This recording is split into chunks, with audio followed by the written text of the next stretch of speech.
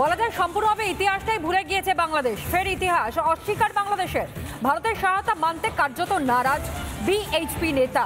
স্বাধীনতা যুদ্ধে ভারত সহায়তা করেনি, সহায়তার নামে বাংলাদেশে দখল করেছিল মন্তব্য করেছেন বিএইচপি ভারপ্রাপ্ত চেয়ারম্যান। এমনকি বিএইচপির ভারপ্রাপ্ত চেয়ারম্যান সুফি সাগর শামস। সত্যি কি ইতিহাস ভুলতে বসেছে বাংলাদেশ? ইতিহাসকে ভুলিয়ে দেবার চক্রান্ত চলছে, নাকি ভারতের নামে কেবলমাত্র কুৎসা করাই তাদের লক্ষ্য, যে কারণের জন্য বারংবার টার্গেট করা হচ্ছে ভারতকে? মুক্তিযুদ্ধ শুধু না, একই সঙ্গে বাংলাদেশের স্বাধীনতা, সেই স্বাধীনতাকে পর্যন্ত ভুলিয়ে দেবার তারা চেষ্টা করছে। এমনকি ভারতের সহায়তা তারা মানতেই চাইছেন না। স্বাধীনতা যুদ্ধে ভারতও সহায়তা করেনি, সহায়তা নামে বাংলাদেশে দখল করেছিল, এমনটাই মন্তব্য বিএইচপি ভারপ্রাপ্ত চেয়ারম্যান সুফি সাগর শামসের।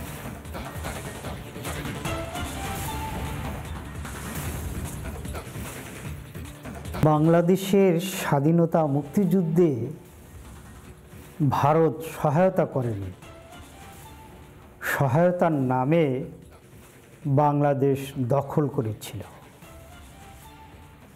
৭১-এর মুক্তিযুদ্ধকালীন অক্টোবর মাসে ভারত সরকারের সাথে মুজিবনগর সরকারের ৭ দফা ভিত্তিক একটি শর্ত চুক্তি স্বাক্ষরিত হয়েছিল।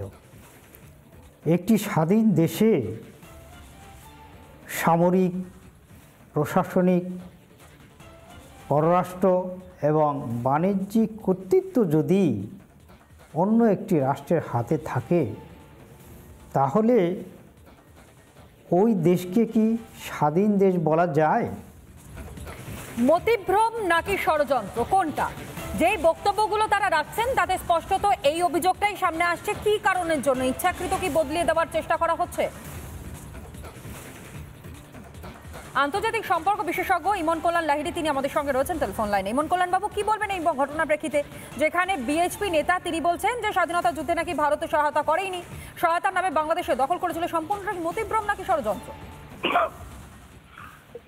পাগলের প্রলাপ বললাম না, পাগলের প্রলাপ শুনতেও আর ইচ্ছে করে না, আর বলতেও ইচ্ছে করে না। এই পাগলের প্রলাপ বলে যাচ্ছে। ইতিহাস থেকে শুরু করে গোলা জলে মাছ ধরতে নেমেছে সবাই।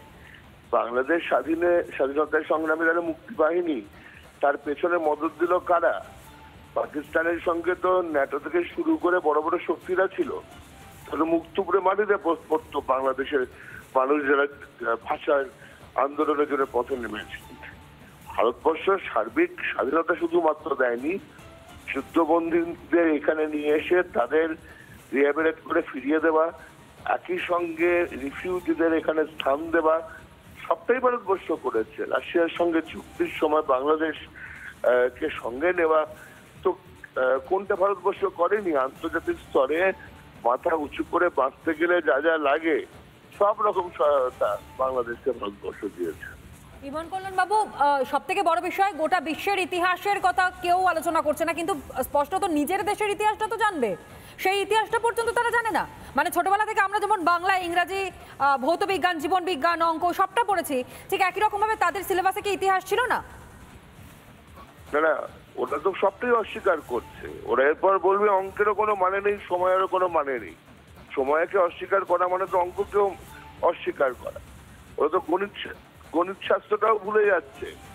ওরা এটা ভুলে যাচ্ছে যে ৭১ সালে বাংলাদেশে যে মুজিব, যে জয় বাংলা স্লোগান দিয়ে ধর্মনিরপেক্ষ রাষ্ট্র বানাবার প্রচেষ্টা চালিয়েছিলেন এবং কলকাতায় বক্তৃতা দিয়েছিলেন পরবর্তীকালে, অর্থাৎ ৭৬ সালে তিনি কলকাতায় ময়দানে বক্তৃতা দিয়েছিলেন।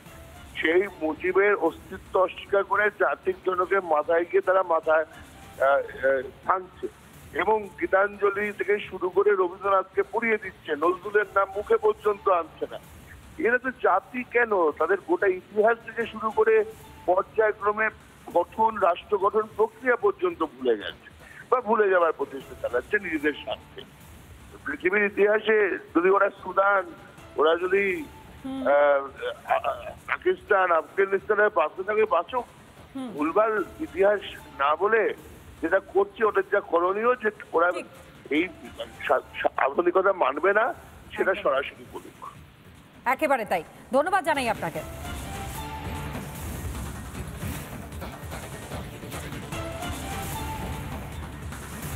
অর্থাৎ যে বক্তব্য আপনাদের সামনে আমরা রাখলাম, বিএইচপি নেতা স্বাধীনতা যুদ্ধে ভারত সহায়তা করেনি বলেই তিনি মনে করেন এবং সহায়তার নামে বাংলাদেশে দখল করেছিল মন্তব্য করেছেন বিএইচপি ভারপ্রাপ্ত চেয়ারম্যান, এবং তার বক্তব্যই আপনাদের সামনে আমরা তুলে ধরছিলাম। আর এই নিয়ে বাংলাদেশের মুক্তিযোদ্ধারা তারা কি বলছেন শুনুন।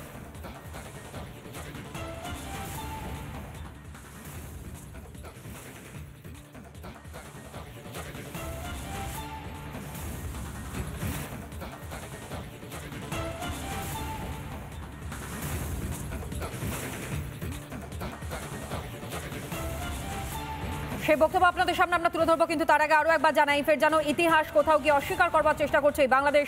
ভারতের সহায়তা মানতে নারাজ বিএইচপি নেতা, এবং বিএইচপি নেতার বক্তব্য আপনাদের সামনে আমরা তুলে ধরলাম, যেখানে একেবারে স্পষ্টত তিনি বলছেন যে স্বাধীনতা যুদ্ধে ভারত নাকি কোনো সহায়তাই করেনি, অর্থাৎ ভারতের যে অবদান সম্পূর্ণভাবে তারা মরিয়া চেষ্টা চালাচ্ছে ভোলবার, এবং না ভুলতে পেরে কার্যত পাগলের প্রলাপের মতন তারা এইরকমভাবে বক্তব্যগুলো সামনে রাখছে।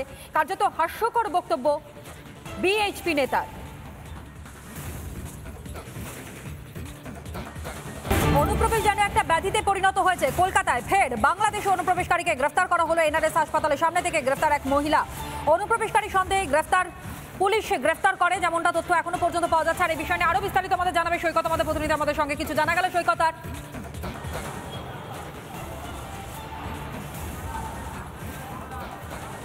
দেখো, গতকাল গ্রেপ্তারের পর আজকে শিয়ালদা আদালতে প্রোডাকশন করা হয়েছিল। 18ই জানুয়ারি অবধি জেল হেফাজতের নির্দেশ দিয়েছে আদালত।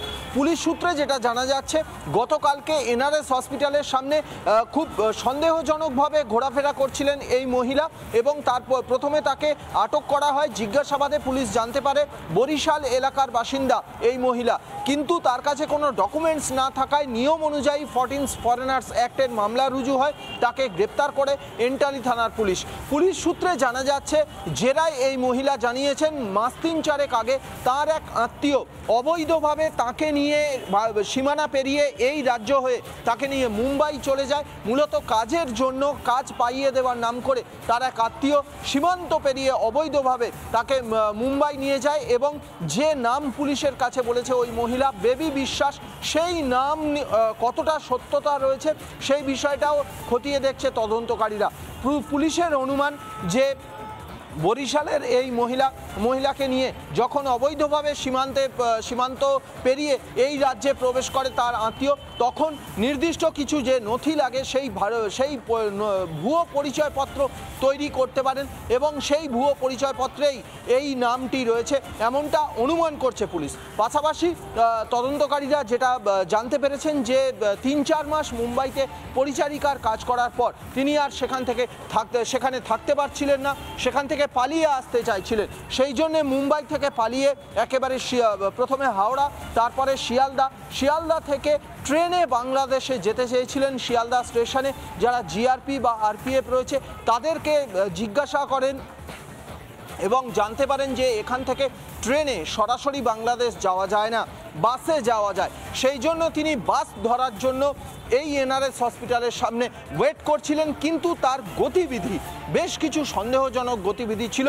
সেই জন্যই পুলিশ তাকে আটক করে আজকে শিয়ালদা আদালতে পেশ করেছে।